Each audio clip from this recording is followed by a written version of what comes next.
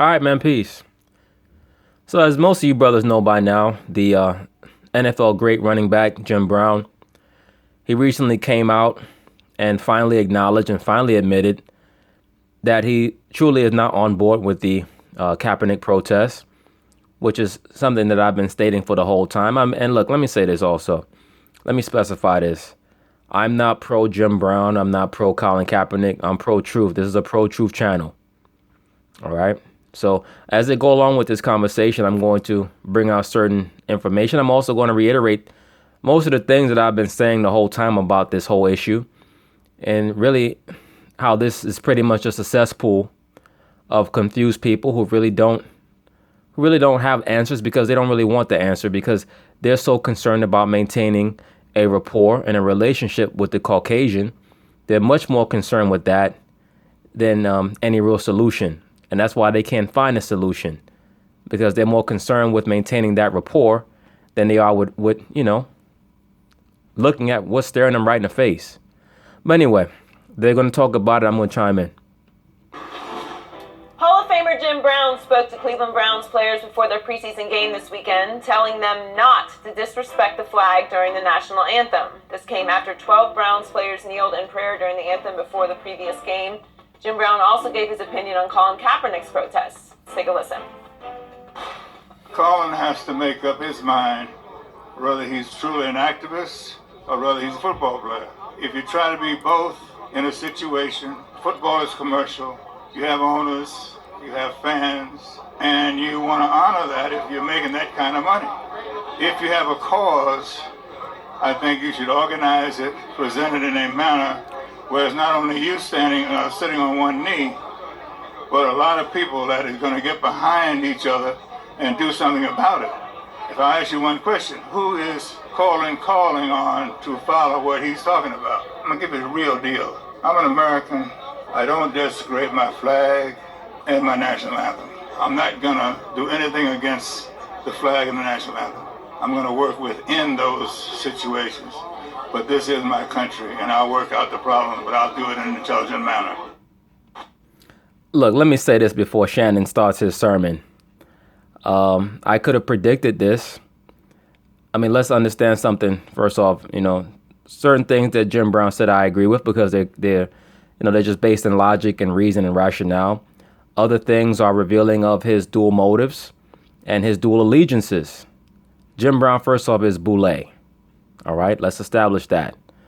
Who are the Boule? The Boule, as most of you brothers already know, they act as the intermediaries between the so-called black masses and the so-called white elite. That's their job, to act as a buffer, right? Most of these so-called black anchors and black leaders, they're members of the Boule, okay? Their job is to make information palatable to the black masses from the white elite, and it's also to take the grievances of the black masses back to the white elite and make that palatable to the white elite. That's their job, right? The name Boule, it means advisor. Even when you go into the scriptures, when you read about the Sanhedrin, they're referred to as the Bouletes, right? You had that back then, okay? When you read the Gospels, right? When you read about, like I stated, when you read about the Sanhedrin or the Pharisees, they were the Boule of their day. That's why they stated in John, the 19th chapter, they said, "We have no king but Caesar." All right. That is truly who the Boule, that's who they venerate. They venerate the so-called Caucasian. They venerate Caesar today, right? During that time period, when Christ was alive, the Caesars of Imperial Rome were Caucasian. All right, later on they became black, but that's another story for another day. Jim Brown's job is to do just enough to do what he can, but not too much that he offends his master. So he is a dutiful servant. Colin Kaepernick is a man that Jim Brown understands very blatantly, has no end game, has no real plan. Also, Jim Brown does not like that he's not directly involved with control over Kaepernick. Jim Brown knows that there's somebody controlling Kaepernick, but it's not him. And he does not like that. He also made statements about desecrating the flag. I don't believe that Colin Kaepernick is desecrating the flag. I do believe that his protest is fruitless, that it's borderline juvenile and simplistic. But desecration would mean that you're doing something like, stepping on the flag, burning the flag. There are people who have defecated on the flag, urinated on it. That's desecration.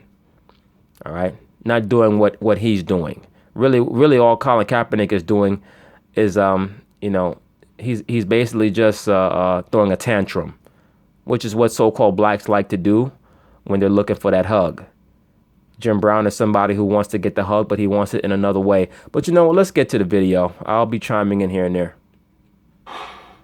Shannon, are you surprised by Jim Brown's comments? No, I'm not surprised, but I'm terribly disappointed. Because... How could you be disappointed if you're not surprised, Shannon? Obviously, you are surprised. Because, and I've said this before, is that a side that wants to paint the narrative that Colin Kaepernick is wrong, when you get... Jim Brown is just not some guy on the street that they stuck a microphone in front of him and said this. Jim Brown is one of the greatest football players in NFL history. He is. Jim Brown's social activism goes back to 1967, what he's known for as the summit, but it goes back 50 years. Well, it goes back a little further than 50 years. Jim Brown has been involved with, what has been depicted as hope for the so-called black community, going into the early 60s. But I mean, that's neither here nor there. I've already made a video about the so-called Ali Summit, which liberal blacks love to rant and rave about, and the liberal sports media love to talk about. That's one of my first videos. It's been known for years that the Ali Summit, which took place at Jim Brown's office headquarters, was really just a setup that was concocted by Bob Arum, who was Muhammad Ali's fight promoter at the time. It was a setup that Bob Arum orchestrated to have a bunch of affluent black athletes try to convince Ali to play along with the government so that Ali would not be forced into incarceration and losing his career. If Ali loses his career, Bob Arum loses his money. Bob Arum, if you don't know, is the Caucasian Jewish, one of the most powerful boxing promoters of all time. He got his start with Muhammad Ali in the mid-'60s. Okay, so basically what he did, which is what the Caucasian Jew is known for doing, is orchestrating things behind the scenes for public consumption. Bob Arum basically had most of the affluent black athletes around the country, Jim Brown and Bill Russell, young Kareem Abdul-Jabbar, I believe Bobby Joyner. What's the brother name? One of the brothers that used to play with the Green Bay Packers. His name is escaping my mind right now, though. Anyway, they all met with Ali in Cleveland, and they basically just asked him questions. They asked him what his stance was, why he did not want to go along with what the government was asking him to do, and Ali explained it, and they really could not come against what he was saying because he used the platform that he was a minister for the Nation of Islam, and they did not believe in going to war for any reason other than for a holy war. All right, so they really couldn't come against it. They could not convince him. So Bob Arum's strategy, his stratagem, failed. And that's truly what the Ali Summit is about. People like Shannon want to keep perpetuating the narrative that the Ali Summit was a bunch of black athletes standing together against the white power structure. All that's bullshit. All right. And Shannon is too old and too well read to be trying to perpetuate that narrative. But that's the main problem. A lot of so-called black men in this society, they like lies. They don't like the truth. This guy, that's African American, that's a social activist, said what Colin Kaepernick doing is wrong. This is what... Yes, because it is wrong and it's dumb and it's airheaded. And you know it's wrong because, Shannon, me and you both know you wouldn't get on one knee with Kaepernick. You wouldn't do it. You wouldn't grow out your afro. You wouldn't go to where Colin is located and go protest with him. So you don't even believe in or agree with Colin Kaepernick's method. But like I said, look, I've been saying this for a long time. A lot of liberal blacks and pro-blacks have been upset with some of the statements that I've made. I don't give a shit. To me, you shouldn't even be on the internet. If you're that militant, you should be out there doing like these other so-called groups do that, looking for freedom. You should be ready to die for your liberation. We all know most of you pro-blacks, you just want a hug from the white man. So just knock it off. But this is why I'm not surprised. He was very outspoken about Dr. King and his nonviolent protest because he said nonviolence is not a movement.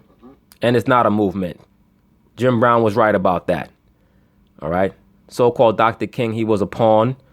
Martin Luther King was a pawn of Bayard Rustin, the pansexual. All right, I can't even call Bayard Rustin a homosexual. That guy would have sex with anything. When you read about Bayard Rustin, this man was one of the most depraved, sexually depraved degenerates to ever walk the earth and be put in an affluent position. All right, this guy Bayard Rustin was purposefully trying to turn people out into the homosexual lifestyle in the name of socialism. He really was a Luciferian. All right. And one of the guys that he turned out was Martin Luther King, quiet as kept. But that's neither here nor there. Martin Luther King, for those of you who don't know it, I mentioned this already. Martin Luther King was arrested over there in Oslo, Norway, for chasing a Caucasian prostitute down the hallway of a hotel that he was staying at right when he was going there to receive his Nobel Prize. All right. Martin Luther King used to like to have sex with Caucasian prostitutes. That's one of the things that J. Edgar Hoover had him on tape for doing. That's why Jacqueline Kennedy Onassis said that Martin Luther King is not a good man. All right, but you guys feed into that narrative. Now, when Martin Luther King finally woke up and understood that he was being used as a pawn, they put a bullet in his head. All right, that's when Bayard Rustin left him behind. When he started to complain about things like the Vietnam War and the sanitation workers strike, Bayard Rustin had left him behind. He said, you know what, you can handle that on your own. We've already used you for what we wanted to use you for. Because the real end game for Bayard Rustin and A. Philip Randolph and those guys, because A. Philip Randolph was another one of Martin Luther King's handlers, was to promote homosexuality. That's what it was really about. You know, this guy Bayard Rustin used to get himself arrested so that he can go to prison and try to turn out all the guys who were in prison to homosexuality. He would do that on purpose. All right, this guy was going to Nigeria with Kwame Nkrumah and those guys over there trying to turn them out into homosexuality. All right. This guy was nothing but a demon. Bayard Rustin, one of the most wicked men of the 20th century. That guy. Dr. King thought process behind this. He says, if I'm fighting them in the manner in which they're fighting, I'm no better than they are. Yeah, that was nothing but Hegelian dialectic rhetoric. That as above, so below shit. The job of Dr. King, as he was trained at the Communist Training School to do, was to be an agent of chaos and anarchy. All right, that was his job, and he learned that shit from A. Philip Randolph and Bayard Rustin, who were trained at the Communist Training School and the Socialist Training School. A. Philip Randolph. You know what? Let me let Shannon talk. I'll get to it when I get to it. If I go to the streets with sticks and bats and I'm burning down and wrecking shop, what makes me better than the people that I'm fighting against? You know, if that's the case, Shannon, then any time that America is threatened by another country to engage in war, you should go tell the president, who are we to have nuclear weapons because our enemies have them? We have to be better than that. You see, this is why I told you guys for a long time, Shannon Sharpe has a slave mentality. He has a slave mind, but he's trying to front like he's strong-minded. All right? He's like that movie, and I've brought out this comparison before in the movie RoboCop. Right, RoboCop, even though he was strong and he was durable, he was programmed to not go beyond certain parameters. All right, that's guys like Shannon Sharpe. They can get on TV and talk all that pro-blackity-black shit, but in reality, they want to make sure that that master does not get harmed. They want to make sure that they can get that hug and that kiss from the Caucasian man and woman. All right, that's really what the goal is. All these guys that want to march and protest, their real goal is to get that hug and that kiss from the white man and white woman. That's all they're really about. All right? Yeah. Skip, the cause. Here's the thing. He says protest doesn't work. Protest absolutely work. Protest only works when you have the assistance of the government on top. All right? That's what the Hegelian dialectic is about. Pressure from below and pressure from above. You meet in the middle and you get laws passed and reforms change and things of that nature. All right? That's what it's about. You know, that's why, and I've mentioned this before, that's why the president that was involved with the official changes for Dr. King was Lyndon Baines Johnson, who was a socialist plant. All right? That's why they made him vice president under Kennedy, because they were not quite sure what Kennedy was going to do. So they had to make sure that they had the right man in as vice president in case they had to clip him. All right. Now Kennedy was launching a bunch of reforms that were hurting their bottom line, so he had to be removed. That's when they brought in Lyndon Baines Johnson. Kennedy was also trying to work with Khrushchev for space exploration. And once again, look, all you guys just want to come on here with space is a hoax. And look, I'm not trying to go back and forth on that shit right now, okay? I'm just telling you what the truth was. Kennedy was trying to work with Nikita Khrushchev on a joint space exploration mission because he wanted to have a landing on the moon before 1970. That's what Kennedy wanted. And he also wanted to bring back the gold and silver standard. That's the main reason why they killed him. All right. And also a bevy of other reasons as well. But that's neither here nor there. I've already went into that issue. But Shannon just doesn't know what the hell he's talking about. Lyndon Baines Johnson was a plant. His job was to apply pressure from above. Martin Luther King was a pawn who was there to provide pressure from below. And they meet in the middle and they get laws changed. It was a part of that Luciferian agenda of bringing everybody into the fold, globalization. All right. That's why they had Bayard Rustin in as Martin Luther King's handler. Bayard Rustin was being handled by a man named Stanley Levinson, a Caucasian Jew, who also was the man who helped craft the "I Have a Dream" speech for Martin Luther King to read. All right. So all that shit was orchestrated. The March on Washington, Selma, Skip, what was that about? The people that were marching, they were in no position to change the law or anything about policy. It was to put pressure on the people that were in place that could change the law and change policy. Of course, as I've already stated, that's known as the Hegelian dialectic. Pressure from below, pressure from up top. That's what all socialist movements, that's what they all engage in. All right. And they specialize in using blacks because they know our people tend to be simple and tend to be overly loving. They tend to use blacks as pawns and foot soldiers to get their own agendas accomplished. Once that's done, you get removed out of the way. OK, when you look up A. Philip Randolph, who was the guru for Bayard Rustin, the guru or one of the gurus for Martin Luther King. A. Philip Randolph, he fell into socialism. He was a member of the Socialist Party. All right. His guru, A. Philip Randolph's guru, was a man named Hubert Harrison.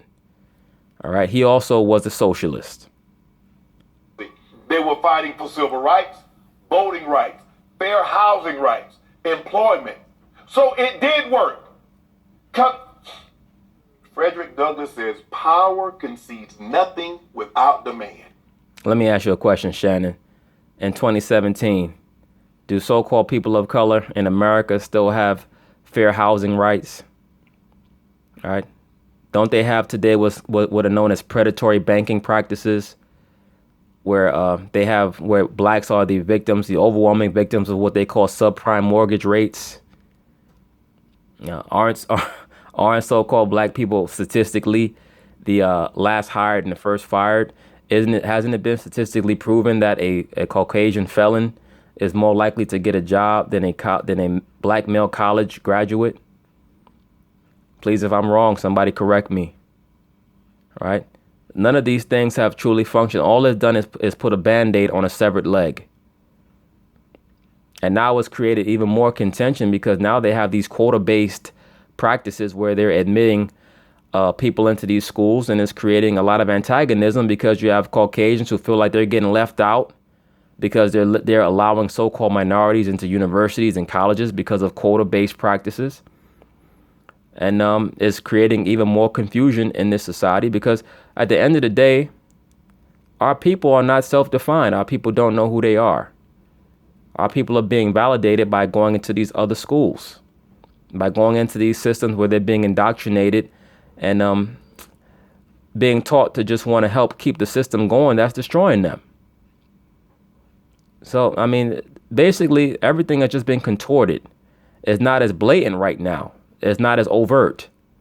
But the system is still operational. And most of those guys who were members of those socialist parties, guys like Hubert Harrison, eventually they left because they said that when they went to those socialist parties, which were, when I say socialist parties, meaning those movements, they realized that even though they claimed that they wanted rights for workers, everything was race first, even there. Okay? And that's why, not to digress, I got some of these guys who are talking about MGTOW and Itmore and all that other shit.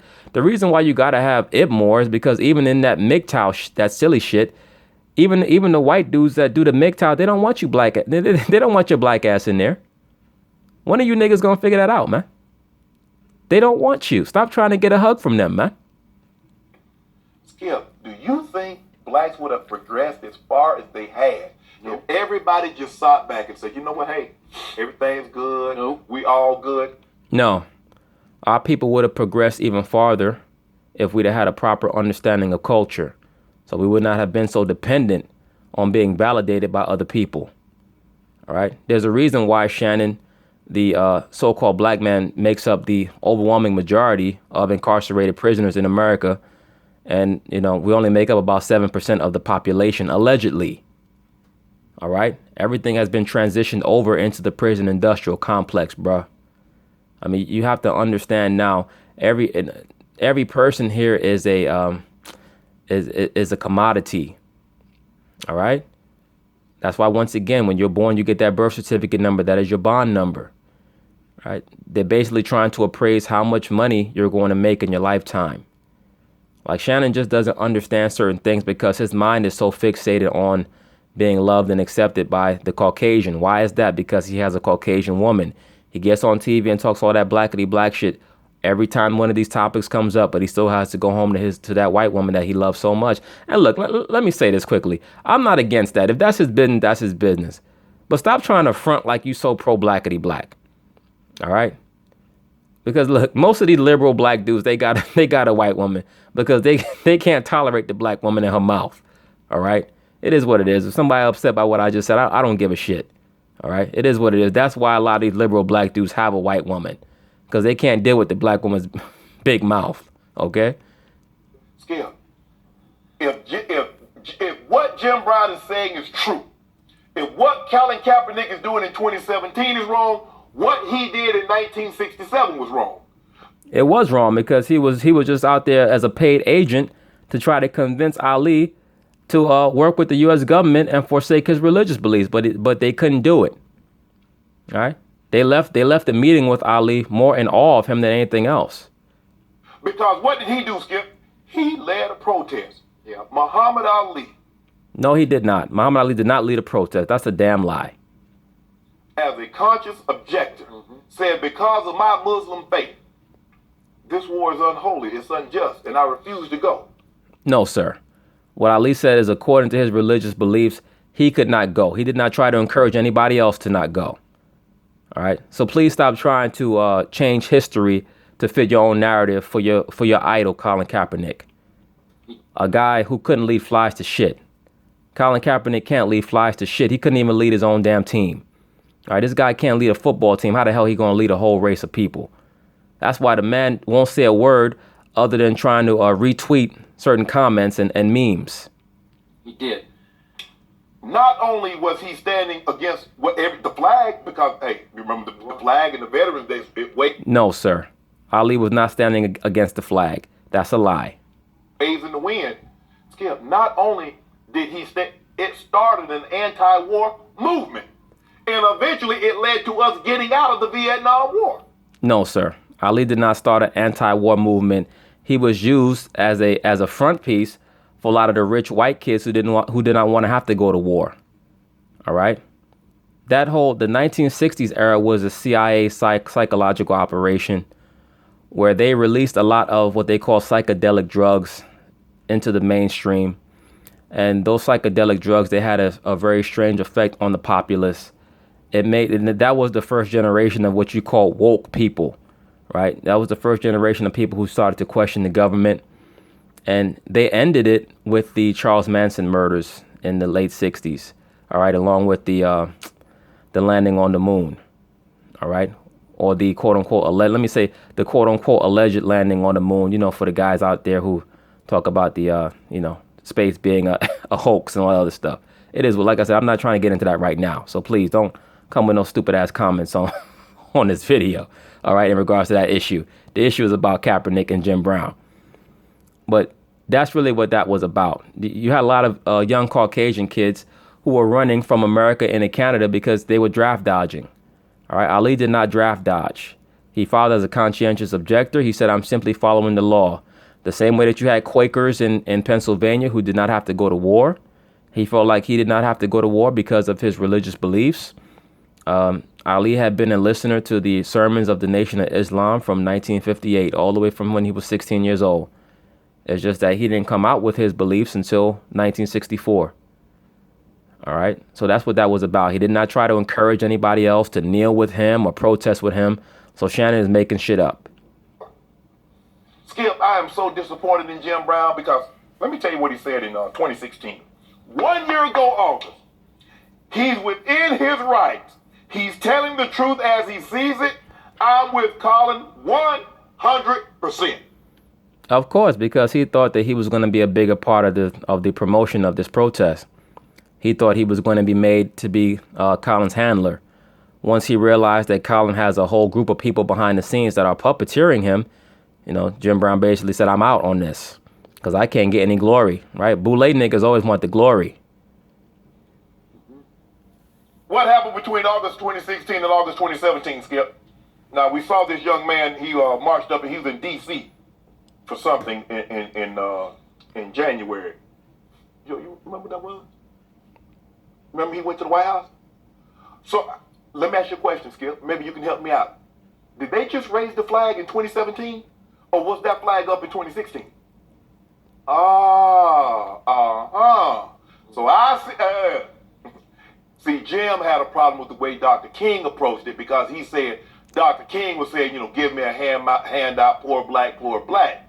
No, Dr. King said, all I want America to do is what she said she would do on paper. Bullshit. What Dr. King wanted was the right to skeet up in some white prostitutes. All right? That's what he wanted the right to do, allegedly. Like I said before, Martin Luther King, he had a white woman that he wanted to marry when he was up in Boston University. Okay? But he couldn't do it, so he ended up having to settle for Coretta Scott. That's really what happened. All right, and he got involved with a whole bunch of crazy shit. Man, the SCLC and they used to have orgies, all right, that was staged by Dr. King, allegedly. Okay?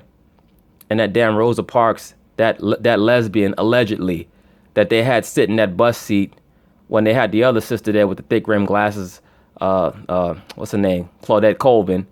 She was a real person who did not want to get her from her seat, but they staged the event with Rosa Parks so that they can get more publicity for the SCLC and all those other communist groups that Martin Luther King was involved in.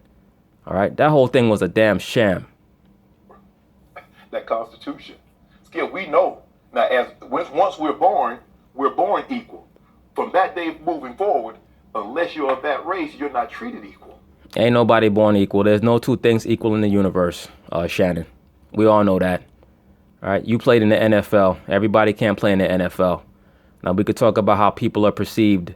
When you want to set up your own home base and we can have our own government, our own army, our own belief system, educational system, when that's our focus, then the other nations, the other races will respect us.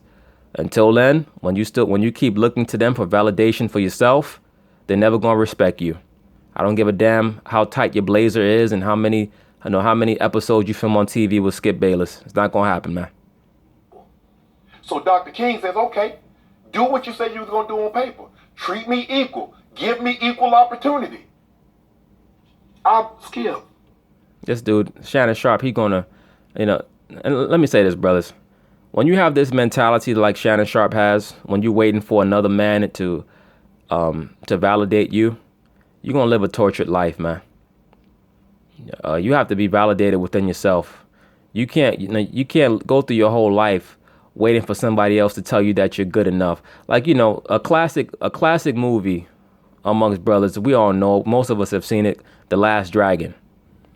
Remember, Bruce Leroy, he goes through the whole film trying to be validated by somebody else. He's looking for this magical, mystical master who's going to tell him about how he can get to the highest level. And when he goes back to his old master's house, the old master tells him, look, man, there's one place that you haven't looked. And there's where you're going to find the master. Even the damn liberal, crazy, hoe-ass black woman, Vanity, told him, you sure look like a master to me. But he couldn't see it within himself because he was looking to be validated by everybody else, man. And that's the so-called black man's problem, especially people like Shannon Sharpe.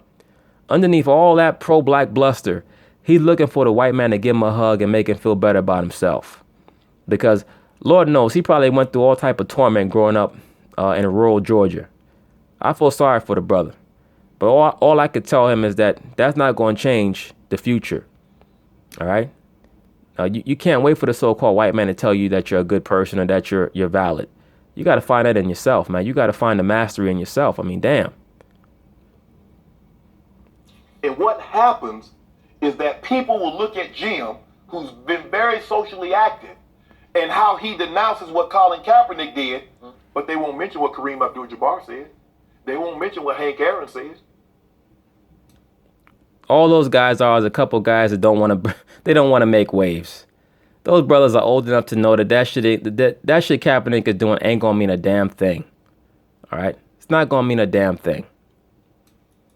Kareem Abdul-Jabbar is equally as important figure in American social history as Jim Brown is. Definitely. But here's the Kareem Abdul-Jabbar, the same dude who had a child, at least one child with a white woman in the late 70s, and also according to I can't remember if it's Kathy O'Brien or Bryce Taylor, he used to love to frequent the MK sex slaves, the MK sex slave call girl rings. But, that's neither here nor there. Here's the thing. So Hank Aaron. And again, see, this is what makes it so concerning. Hank Aaron, 33rd degree Mason. Jim Brown still hadn't mentioned the cause, what led to the gesture. He's still talking about the gesture. Right, well, you guys have made everything about the gesture. You guys don't talk about the issues. All you guys do is talk about Kaepernick. That's all you guys do is talk about Colin Kaepernick. You don't even talk about what the hell he's kneeling for. He will not mention the cause. Oh, well, what's his cause? What's his cause? Skip. People don't know this. And he talks about you got to have a team. And he keeps using the word intelligent. Like Colin Kaepernick is unintelligent. Like he doesn't know what he's doing. He doesn't know what he's doing. Colin Kaepernick don't know what the fuck he's doing. And the proof of that is that he won't make any public statements. What ambassador you know is hiding behind Twitter and don't even make his own direct tweets? All he does is retweet what somebody else said. But let me continue this on part 2.